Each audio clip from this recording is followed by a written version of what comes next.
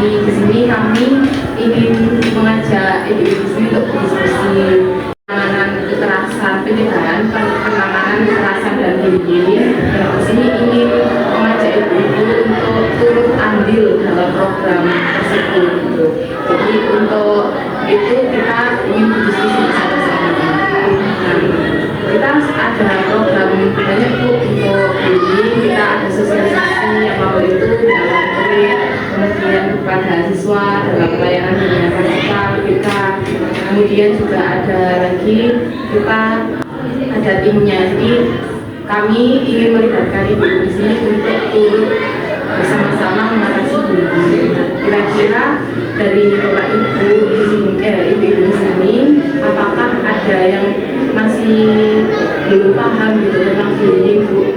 Mungkin dengan bisa tanya, ya kita sama-sama memahami. Jadi untuk pencegahan dan pengatasiannya kita mudah. Bagaimana Bu? Ada yang tanya? Bullying atau kekerasan? Bullying, kekerasan. Jadi bullying itu ada macamnya, ada banyak. Ada yang verbal, itu kata-kata Allah, nama aja nanti itu yang biasa terjadi. Kemudian ada yang mukul, ada juga yang dari media HP, itu cyberbullying.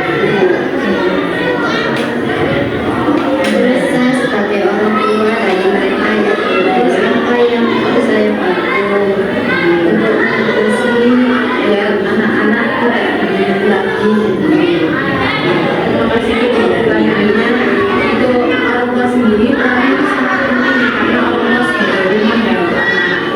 Jadi orang tua bisa secara terbuka sering berkomunikasi dengan anak sehingga anak bisa menceritakan apa yang dialami selama di sekolah, sehingga ketika terjadi bullying anak-anak bisa bercerita kepada ibu memberikan solusi.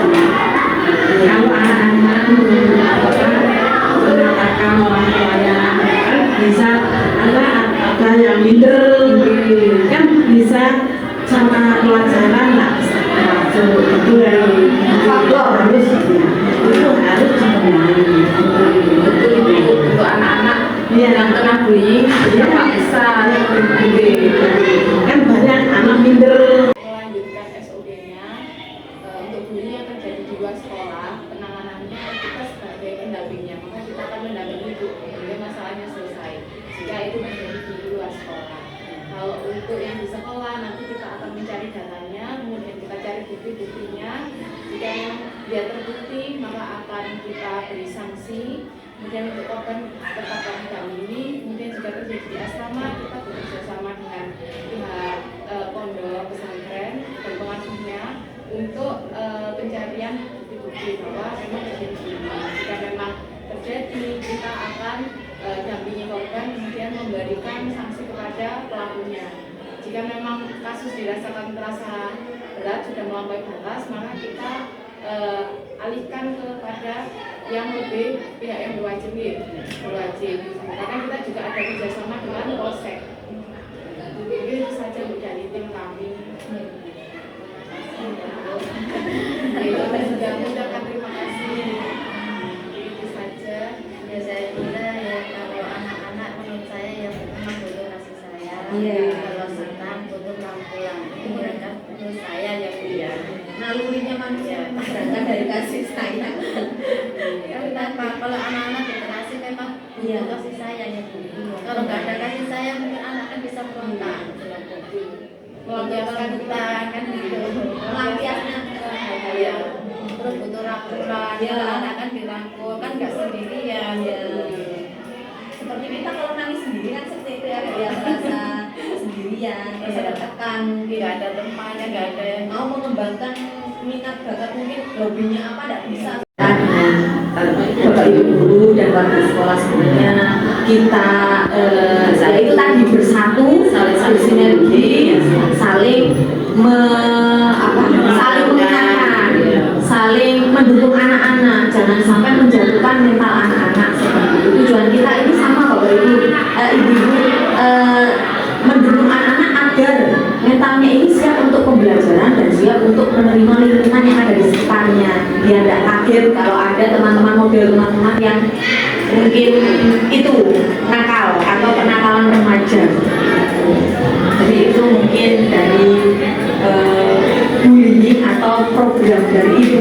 bimbingan konseling di MTS lokal.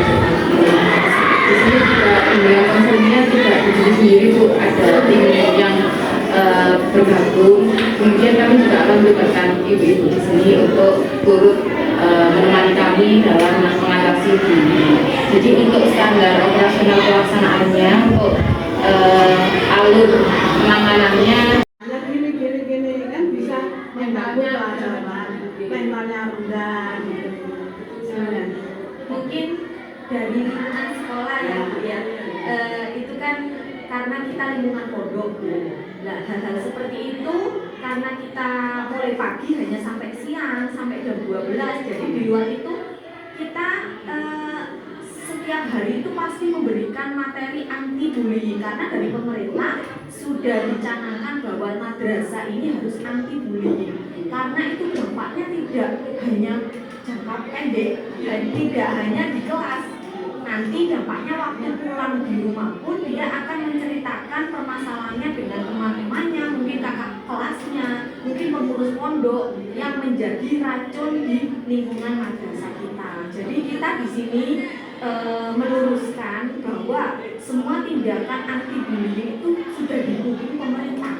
Jadi kalau ada perbuatan anti bullying yang sudah melampaui batas, mungkin itu PR kita dengan guru bimbingan konseling di madrasah. Jadi di sini kita harus bergandengan tangan untuk memutus tali rantai bullying anak-anak yang mungkin ada yang jahil kurang perhatian orang tua, mungkin ada yang jahil kurang contoh di rumah, mungkin panutannya tidak ada, mungkin cerai dengan ibunya, jadi figur seorang ayah itu tidak ada gantinya, mungkin seperti itu.